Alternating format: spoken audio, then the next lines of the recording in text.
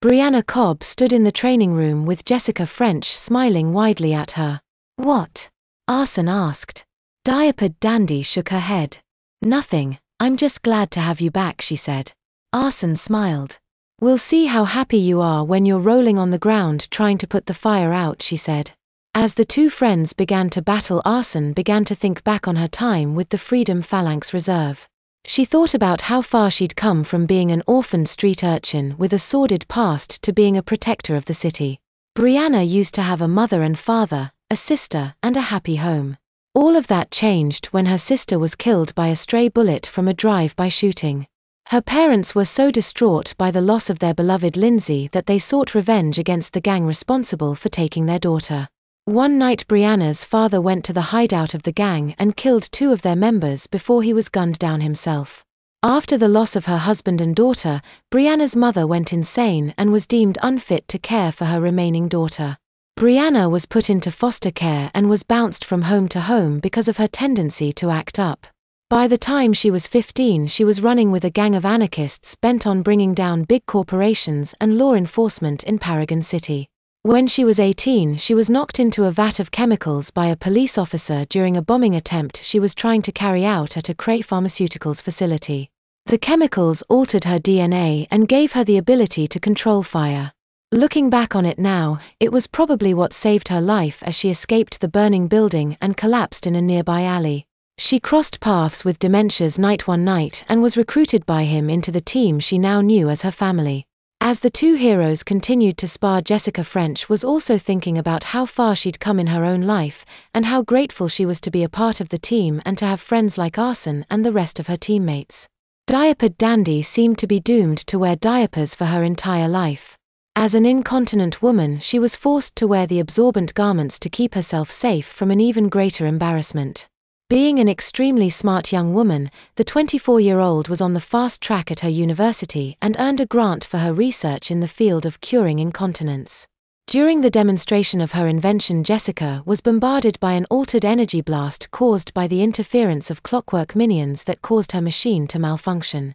When she finally woke up in the hospital, she found that she could charge her fists with energy and encase her feet in stone.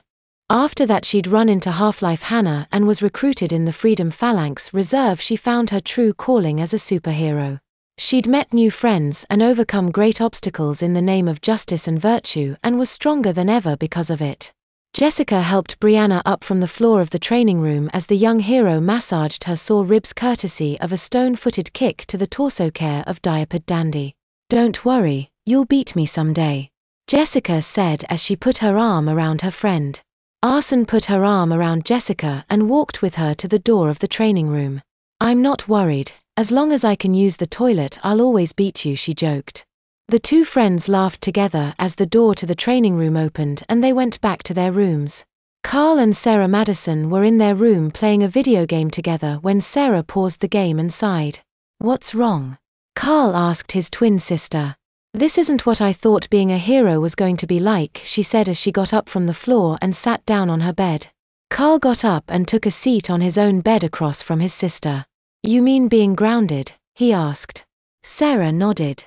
"This is almost as bad as the circus," she said. The Madison twins had been born with heightened agility and regenerative abilities. When they were 10, their mother died and they were put into the custody of their uncle. Barlow Madison ran a circus in Paragon City and used his niece and nephew as sideshow attractions. Outfitted with swords for Carl and metallic claws for Sarah, the two were forced to fight each other for the entertainment of the nightly crowd. A year before they turned 15, they escaped from the circus and registered as heroes of the city.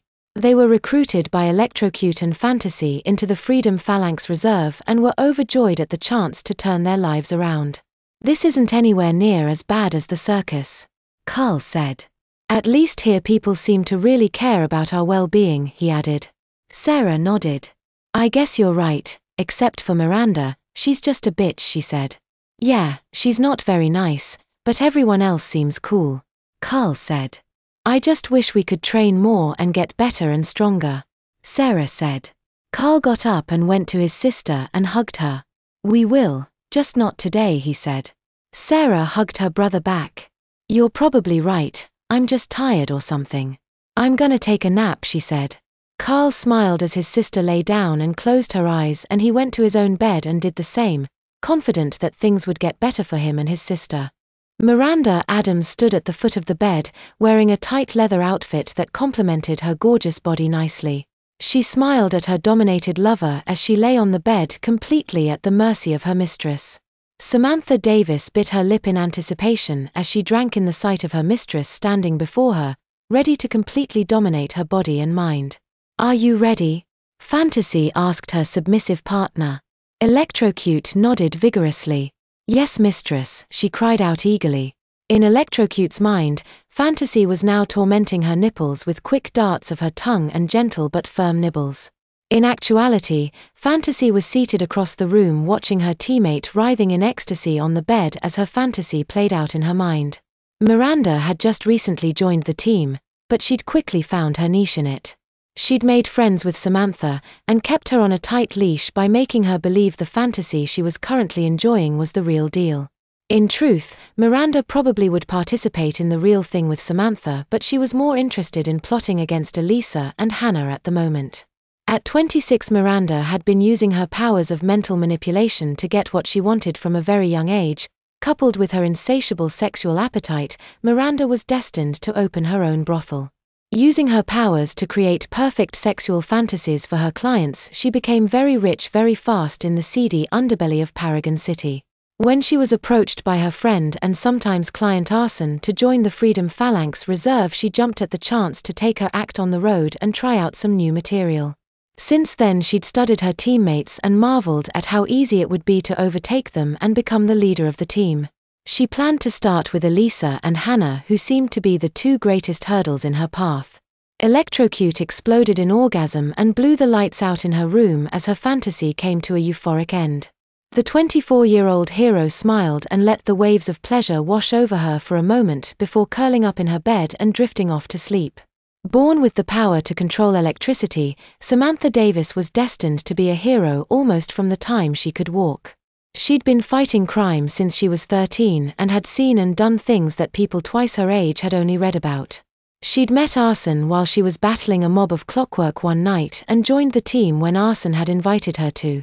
Samantha had found friendship in the team and also potential lovers in her female teammates. In addition to being a mutant, Samantha was also a lesbian, which were synonymous in some circles. Now, in fantasy, she'd found everything she was looking for and couldn't be happier. Fantasy got up from her seat and went over to Samantha's bed. Pulling the covers up over her friend, she leaned down and whispered softly into her ear. "Same time tomorrow, honey," she said, and made her way to her own room to continue formulating her plans against Elisa and Hannah. Elizabeth Fierro sighed as she let her bathrobe fall from her shoulders and onto the tile of the bathroom floor as she stepped into the large bathtub and let the hot water envelope her body as she sat down in the tub. Once a prominent marine biology student, Elizabeth had been working on a way to heal wounds through the combination of water immersion and radiation. The experiment that turned her into Tidal Wave was actually a success aside from the side effect of being able to turn into water and control the substance in all of its forms. Now she was a superhero, and despite the annoying behavior of one of her teammates, she couldn't be happier with the way things had turned out. She felt sorry for Elisa, and wished she could help her out, and she wondered about Diaper Dandy too. It was very odd for a diaper wearer to display her diapers so prominently. As she let the bubble bath-filled water wash her body clean, she smiled. "This might be the perfect team for us, Harold," she told the yellow rubber duck that floated in the tub with her. Sometime later the water began to drain from the tub as the plug was pulled out. Elizabeth turned herself to water and shot out of the tub and onto the bathroom floor, where she turned to her physical form, now completely dry. She walked to her bed and picked up the colorful and childish-looking panties that lay on it. Laying down on the bed clad only in her childish panties, Elizabeth sighed and curled up with her stuffed bunny and put her thumb into her mouth as she tried to get a nap in before lunch.